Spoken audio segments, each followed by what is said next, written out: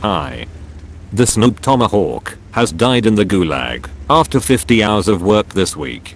This has left him without time to create a wannabe unicum guide. Therefore I will show you a real unicum guide part 2 of the Tiger 2. Tune in next week for a new unicum guide. Thanks and enjoy. Hi, welcome back to Tomahawk. Sorry for not having a unicum guide this week, but I promise there will be one next week. Feel free to leave those in the comments, by the way. I haven't really started yet because this has been a crazy week for me.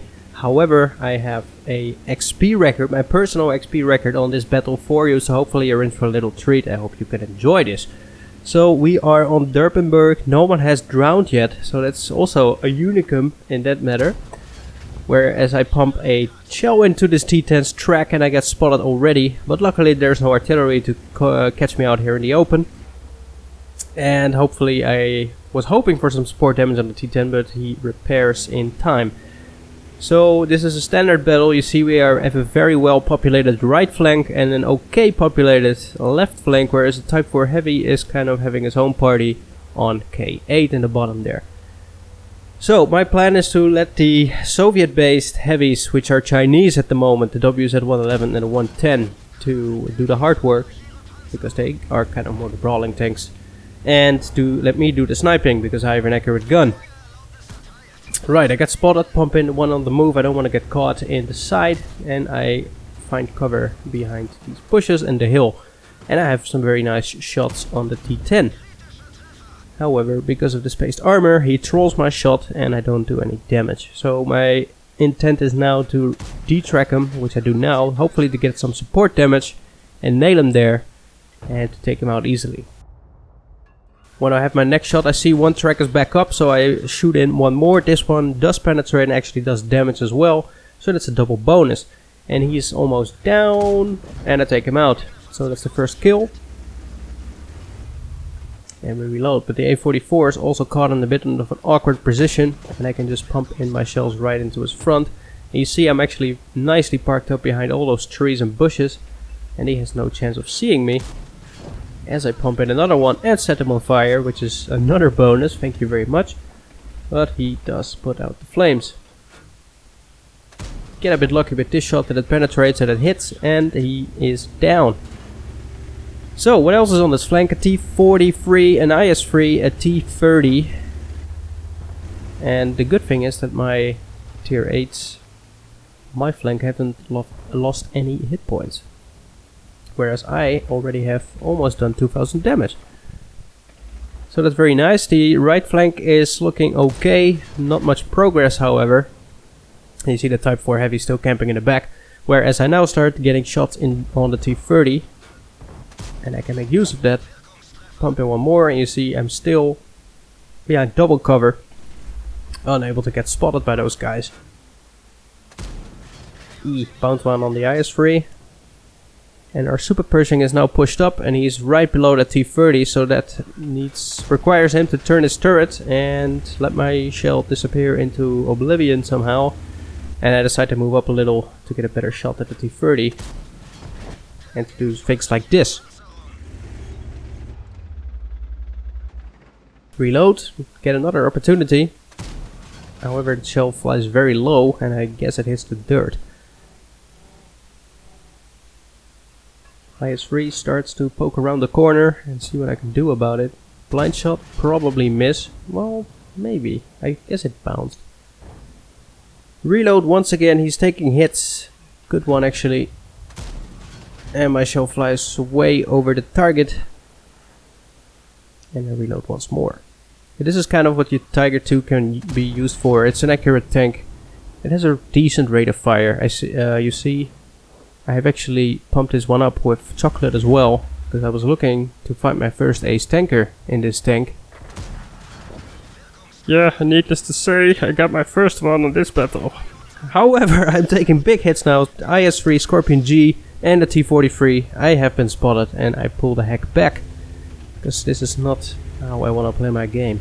WZ-111, 110 are not looking too good, and the CDC is also in a bit of an awkward position and he's taking hits as well. So I decide to move in and support those guys, because together you stand stronger. Still a bit of a tricky situation though, because that Scorpion G is a nasty gun. The IS-3 is a good player. And there's a Jagdpanther out in the open. And you see this is where the gun shines. Auto aim, through the wall, penetration and a hit. Move up on forward. You see the WZ-111 is now face to face with the T-43. However, the Scorpion G also moves in. This is probably going to spell his doom. But the WZ at least takes down that T-43, but he succumbs as well. And now that 110 is in a very bad situation. Retrospectively, I should have probably pushed up and helped him out there instead of just hunting down some lonesome Jagdpanther. But I'm a bit pissed at the guys on the right now, because they haven't moved an inch since the game has started. That only the T-29 is a bit in front, but there's just a stalemate over there and nothing is happening. And I would really like to wrap these guys up here. However, I decide now finally to help my 110 buddy, and I load an HE shell because I think that Scorpion G might bite once more, just like he did on that WZ.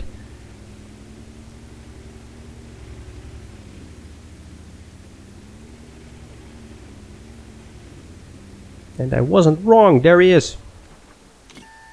However, I derp my shell into his tracks and therefore only do 164 damage. And he does exactly like I thought he was gonna play.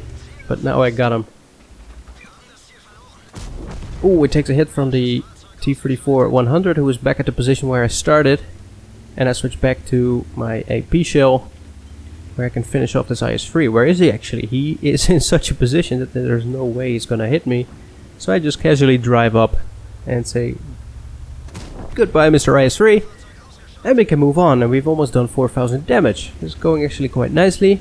However, I'm running a tiny tad low on AP shells. And once more, that right flank hasn't moved an inch. So I guess it's time for me to move up. However, I still haven't seen an Su-152 and a UDES on the map. So that means they might be on my flank.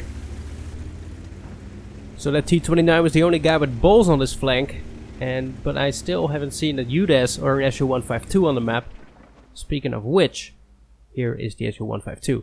Demobilize him so that he cannot move anywhere, and I can just reload and finish him off. But he repairs very quickly, or he reuses his repair kit. And I donk my second shot, which is a bit sad, but I can move in. I switch my vents to coated optics. Some guy in the unicum guides commented this on the video, and this is very good advice because I outspotted that Su-152, and even with shooting it didn't see me, which is actually very nice. There is the UDES, but I cannot see him, I cannot hit him, and the good thing is he cannot hit and see me either then. So I can move on now. And trying to find the Su-152 and the UDES, and hopefully surprise buttsack some guys from distance here, like that Type 2. But close but no cigar, so I need to move up. I get spotted myself, I don't know by whom, maybe that Su-152 or the UDES. Tried a little trick on the Su-152 to move this way, because he probably expects that I will go straight.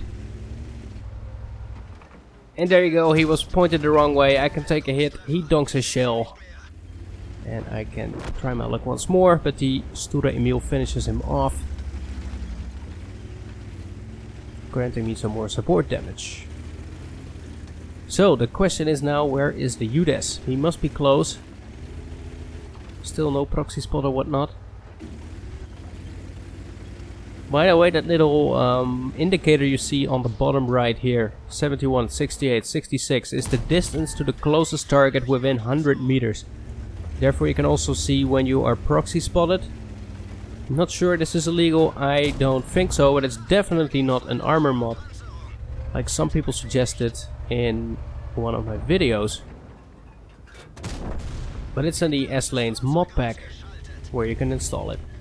So, back to the game. I finished off the UDES, 1003 damage for me, because that guy was AFK. So now I can start feasting on these guys, because my sleepers on the right still haven't moved.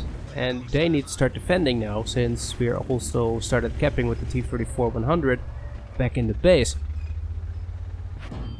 So second shell into that FE, same hole, same shot, same damage, and he's down.